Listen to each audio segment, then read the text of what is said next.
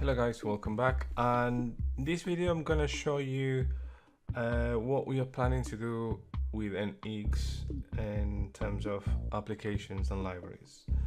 We're gonna be build out two portals, one customer and one for administration.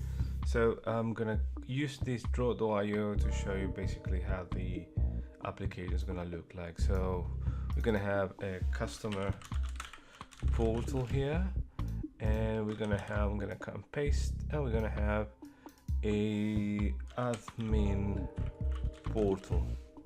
From the customer portal we're gonna have another libs section with a layout lib, and this lib section I'm gonna put here that is a lib. This is a lib section, and sorry about that, so that's a lib, and underneath we're gonna have a set of reusable libs that they're gonna be shared between customer portal and the admin portal. So underneath here we're gonna have an auth library, and we're gonna have a profile library. We're gonna have let's see, the next one is gonna be material design. We're gonna have and a data models for the whole system. So all these ones are gonna be all these ones, they are going to be reusable libraries or libs, right, in terms of NX. All these ones, but this one is specific for the customer portal lib. So I can put here and say this is the customer dash portal libs. On the other hand, I'm gonna have for the admin portal, we're gonna have a layout as well. We're gonna have a layout, and we're gonna have the users,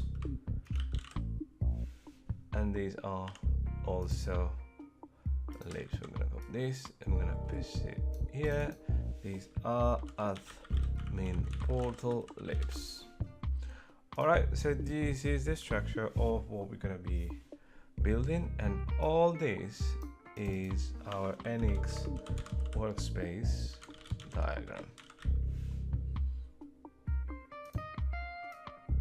Okay, well, now we're gonna start creating our first workspace.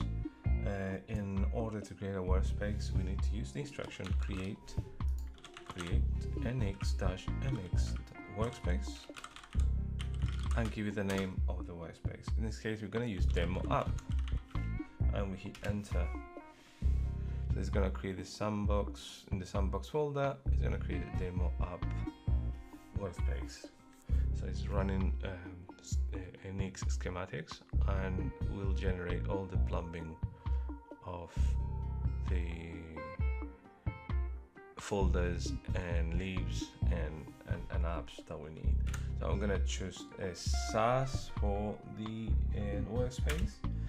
I'm gonna the default of the NX workspace scope, and now we can choose whether we want to create an Angular or an empty workspace, or an Angular workspace with a single Angular app, or React, web components, or a full stack. Full stack means that we're gonna have backend and front end, and in this case with Angular using Nest.js in the backend. So I'm gonna choose empty workspace, and then hit enter, and that will create the workspace for us. So we're gonna wait a minute or two until the workspace is created. Once it's created, we can go and examine the output of the files.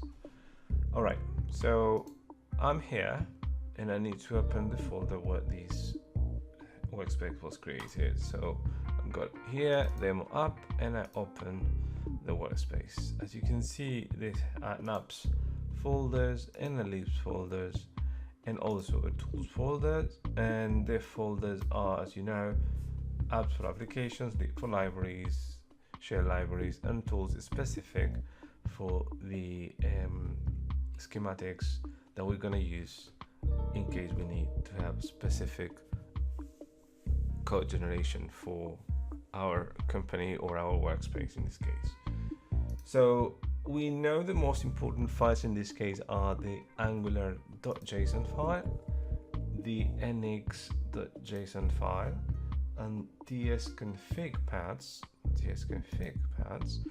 and the last one is the package.json file. So these are files that are shared across the libraries and across the applications that we got in this workspace. So we're gonna create our first application, and the instruction we need to run, if we're gonna see the terminal again, is the following: is ng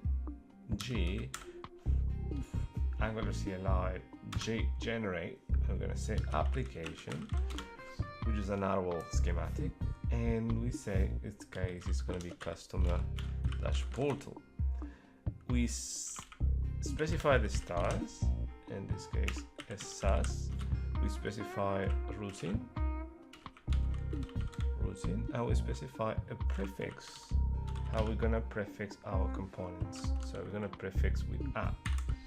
Having said that, if I put dash prefix, I can do exactly the same using the Angular console.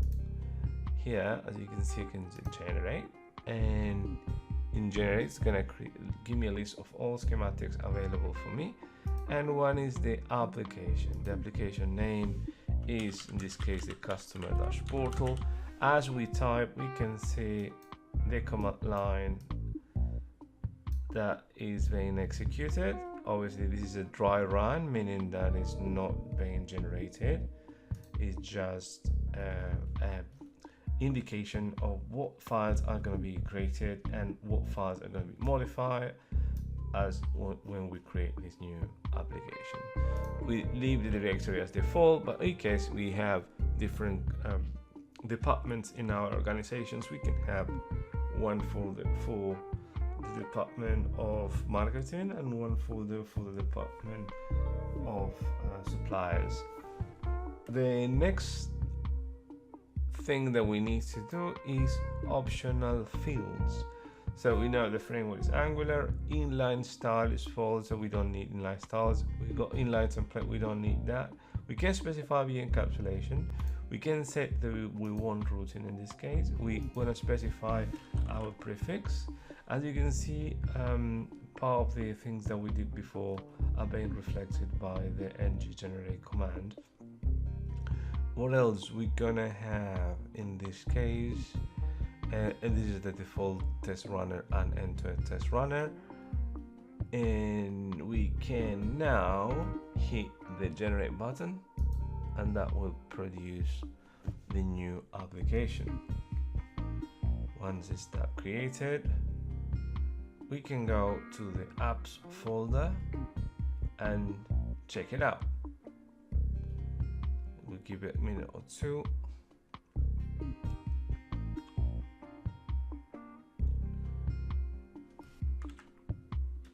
And this should be done in a second. Alright, just one last.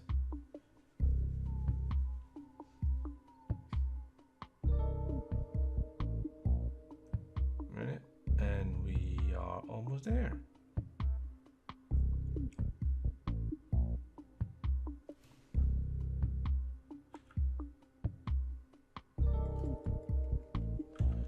And there we go. We have now in the apps folder, I'm going to close this generate option and the package.json. We have in that folder customer portal and the customer portal end-to-end test apps, so we can use for our end-to-end testing. So this is basically how we create an NX workspace and an application.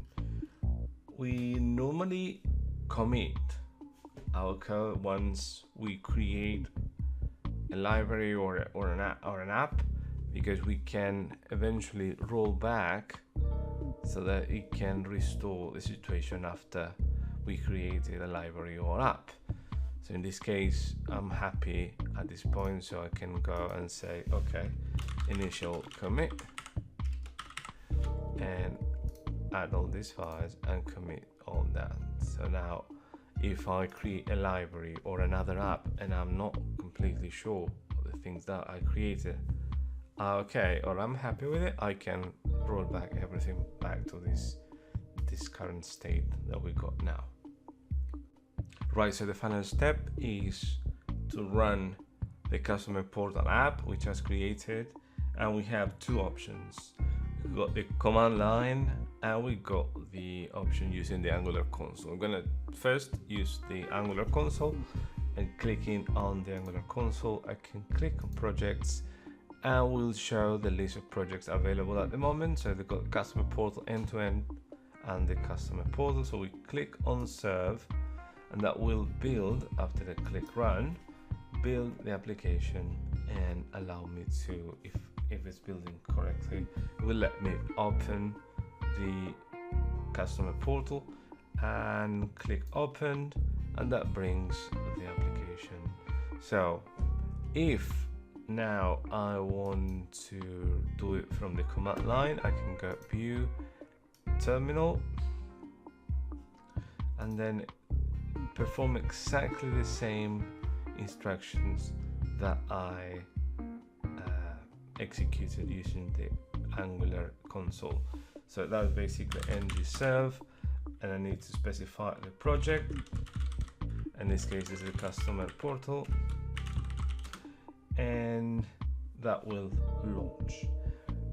One thing to keep in mind, the Angular console has got the port open because it's running, so we don't use the same port. In this case, we know that the application, as you can see here, is running. We need to stop it before we can start running the command line.